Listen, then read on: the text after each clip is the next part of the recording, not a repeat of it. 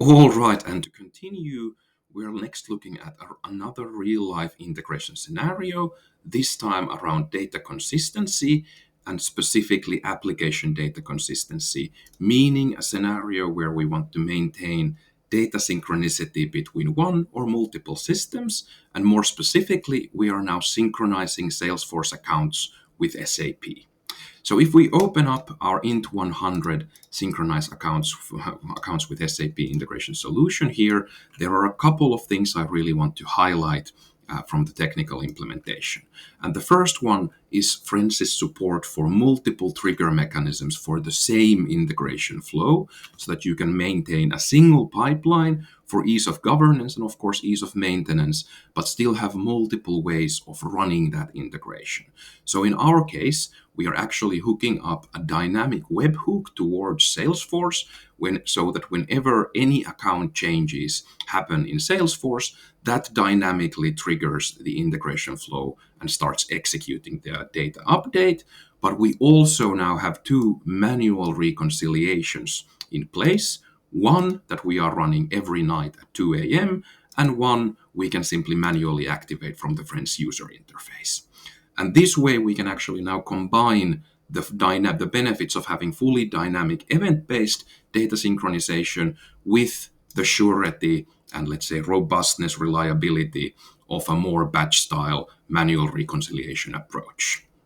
The second thing I want to highlight here is the bottom path here, where we are first branching the execution based on if it's an event-based approach or a batch-based execution, where we are actually now using the Frends shared state task, which is in essence an internal cache within the Frends platform, where we can store the last execution time of this integration, meaning that now when we are retrieving the accounts from Salesforce, we can reliably air gap the time splits between the executions to ensure that even if we miss a day, we are still double and triple checking that all the account updates happen as we have agreed.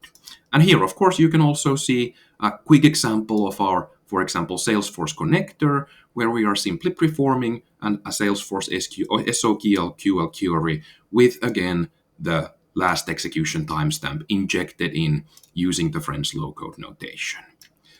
Another interesting part becomes when we go and look at the actual execution of the integration flow itself.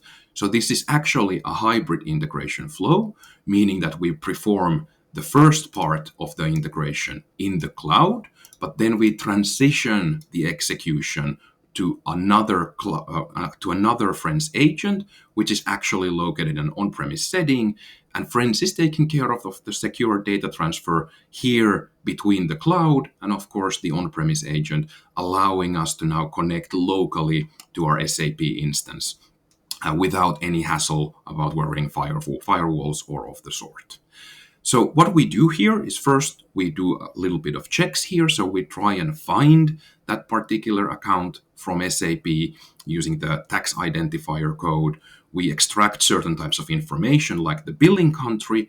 But one thing I wanted to highlight was the use of the DMN and shape here, or the DNM and task, which we can use to provide and create these business data rule mappings, meaning that if we, for example, have the country code in Salesforce being Finland, we know that SAP needs to have it in the format FI.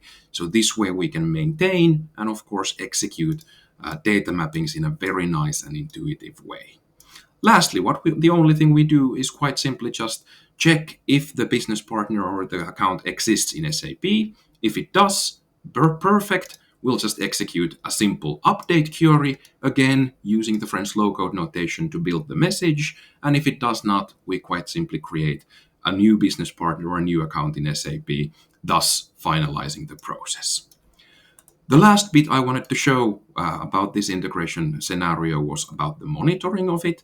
So if we jump into the monitoring view, which of course we are familiar with already, we can immediately see that we have the account IDs of the accounts we have been updating. And that's of course something that we can also use to search through the executions.